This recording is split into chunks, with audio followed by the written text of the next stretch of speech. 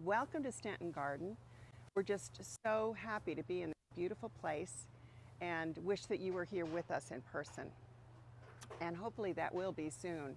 So let's go into the formal garden. And of course you have to notice our beloved boxwood, still thriving, still growing, looking very good. We really don't do anything to them except try to keep them cleared of debris. We actually don't even feed them. The soil seems to be just right. We've done soil tests for it. And they just keep generating.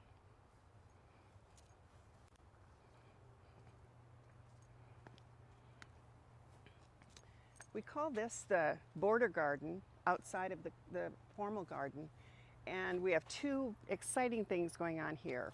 One is a new pedestrian entrance into the property so that we can have people coming from Stenton Park. If you were here, you would notice this beautiful fragrance, which is coming from the fringe tree blooming above the ferns. And then the other exciting thing here for the border is that we have just received our first set of clippings from the boxwoods that are now little shrubs, and we're planning to do a new shrub line in these long beds. You probably know that the boxwood initiated when the garden was designed and planted in 1912, came from clippings of the boxwood at Mount Vernon. And of course they don't have theirs anymore, but we do. And it's very exciting that now we have about 50 new plants that will fill in here and add another line of formality, I would say.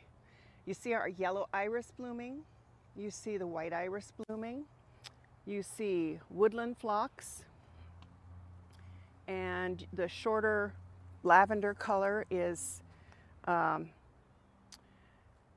the candy tuft. You see the remains of our heirloom daffodils that started actually in March.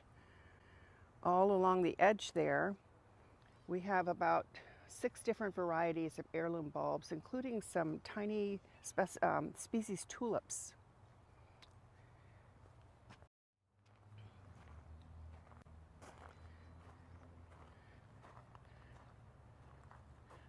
So this is we would call it our late spring garden.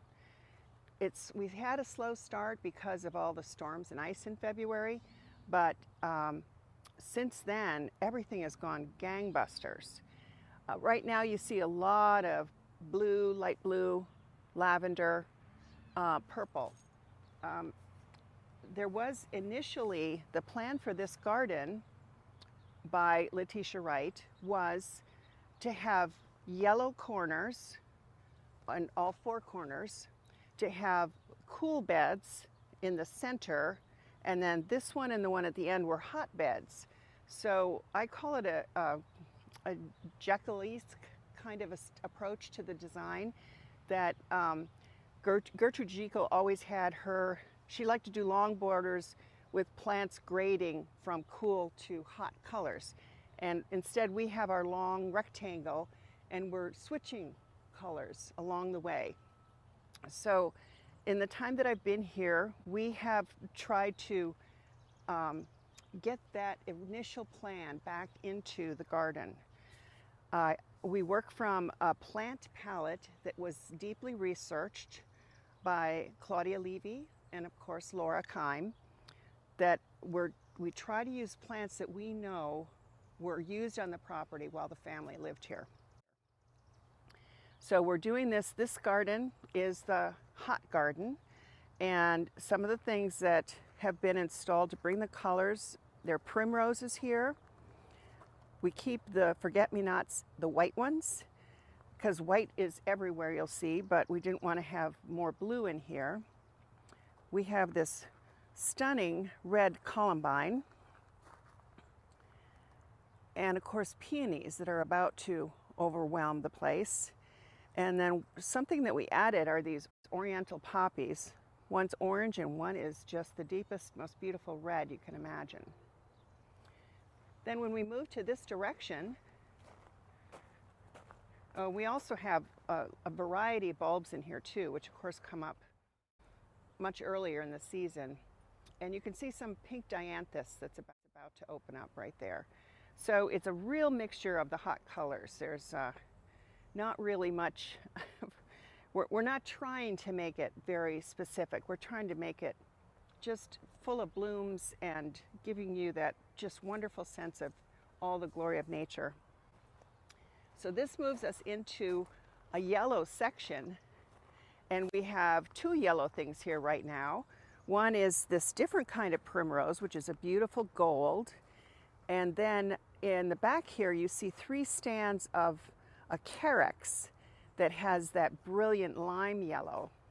We also have yellow yarrow, which gives us color when we get into the hot summer. That has been wonderful because it blooms, we cut it back, it blooms some more. So it gives us a yellow base here. This is, we also have one of these beautiful Budemeyer yellow columbine. Not quite opened, but they look like a bird flying. They're so beautiful. We've also installed in the corners this quite unique approach to wisteria as a standard. And it's a challenge because, of course, that's not a natural thing for wisteria to do. But you can see it's full of buds, and it is glorious when it opens up.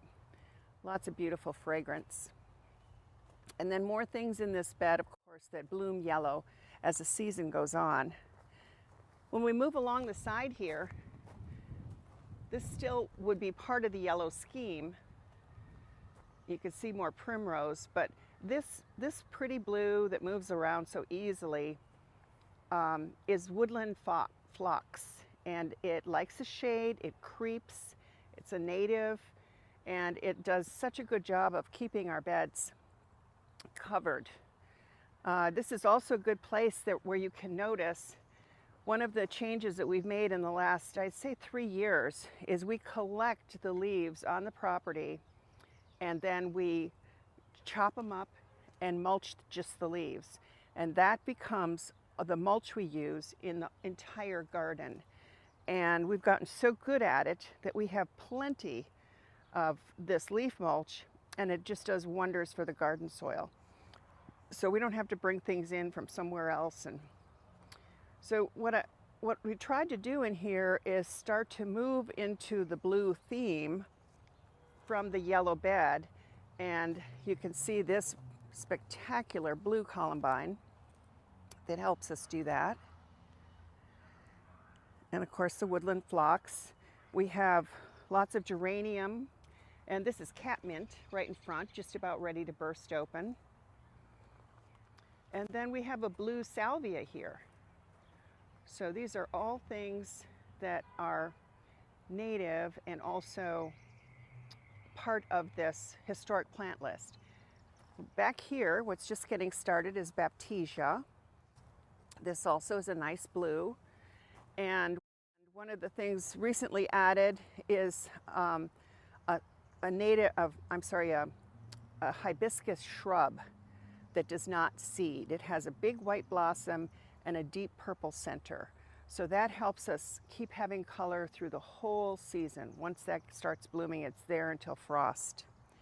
So this is our dominant blue bed, which has a pink shrub rose in it, and it has this pink geranium, and it has a beautiful white columbine. So, you know, we kind of accept all comers. Some things I move. Sometimes it just is better just to let things be where they are. We have more of this deep purple of the columbine, and then another variety of that columbine that is that violet color.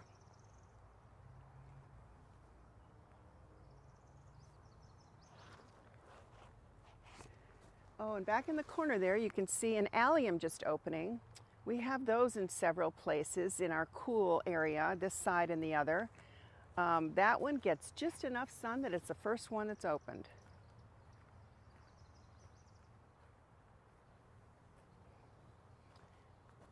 And from that vantage, you can see out over our meadow, our urban meadow, to the monument and the new gate on 18th Street.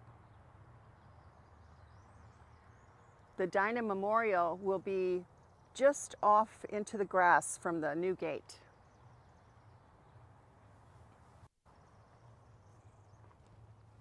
This part of the garden takes the same approach, that we let a little blue be in here, blue and purple, another purple columbine, and we have our Dame's Rocket, which of course is invited to be part of this garden.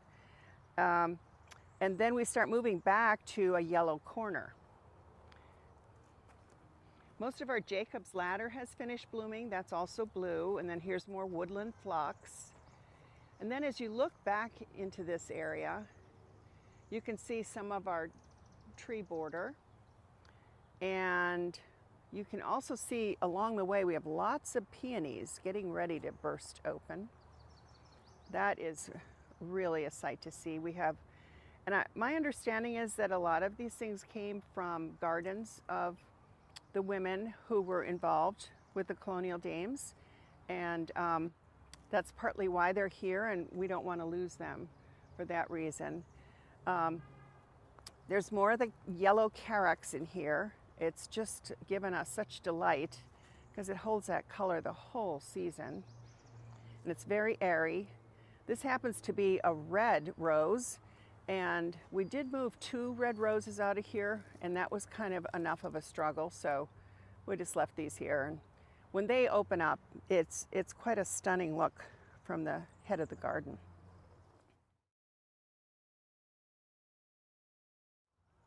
You can also see that we've had a lot of daffodils that are finished now. This is a little candy tuft here.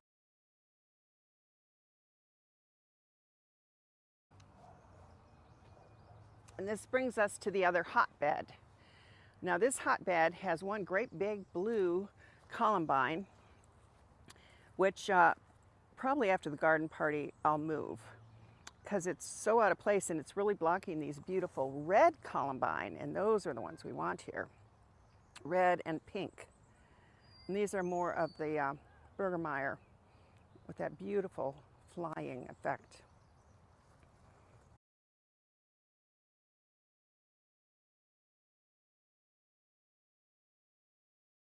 This bed contains a stone table who was involved with the Colonial Dames and with the Garden Club of Philadelphia, and upon her death her family donated it to Stenton.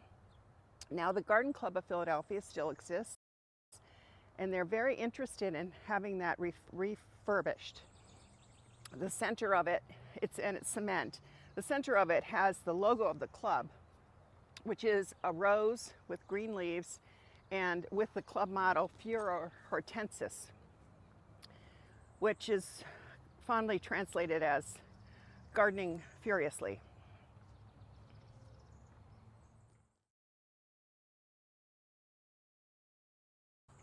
We move here back to the other yellow corner, or the third of 4 yellow corners. You can see towards the back, there's another lily there. We've got a lot of forget-me-nots in here, more candy tuft.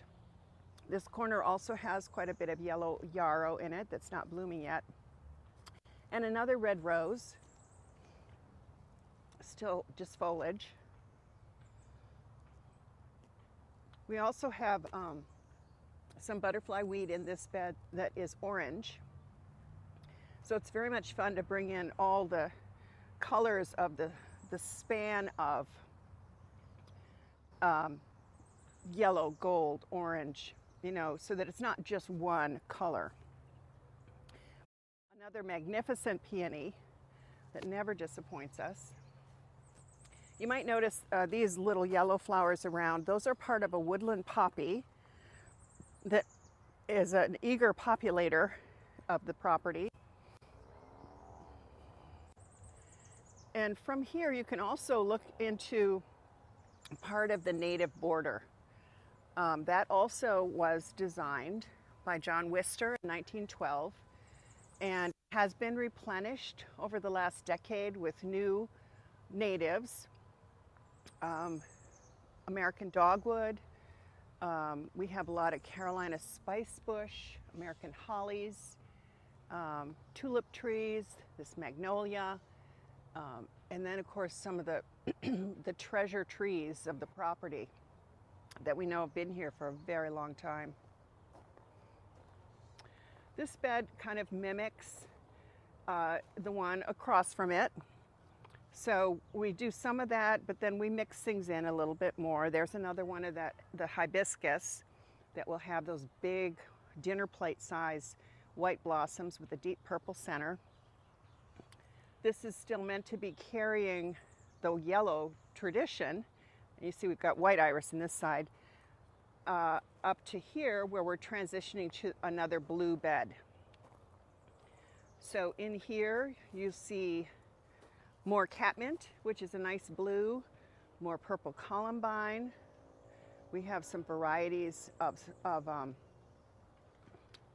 phlox in here that will open in the color scheme. This is a pink shrub, pale pink. These happen to be knockout roses that have done very well. We have a couple of different baptisia in this bed, and then we also have some yellow baptisia in some of the yellow beds. This bed also has some foxglove in it, and that, as it procreates itself, we move it around to add it to the rest of the garden beds. And when you look this direction into the into the native border, there's that lovely 4-foot tall white columbine that kind of centers itself on the path in there. There is a woodland path, so when you're visiting, we encourage you to wander through there. Things that happen in there in a very more relaxed woodland style.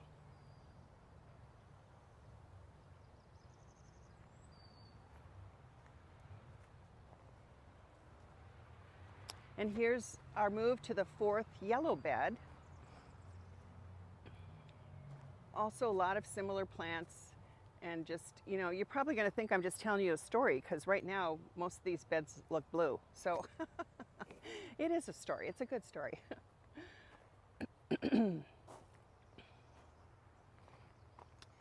And the 4th standard wisteria.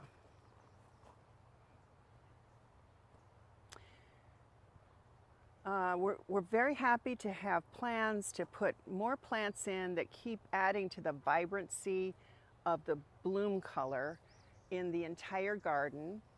And I think most of you are familiar with this panel, and we try to keep this low and just make it literally a vista for the entire garden.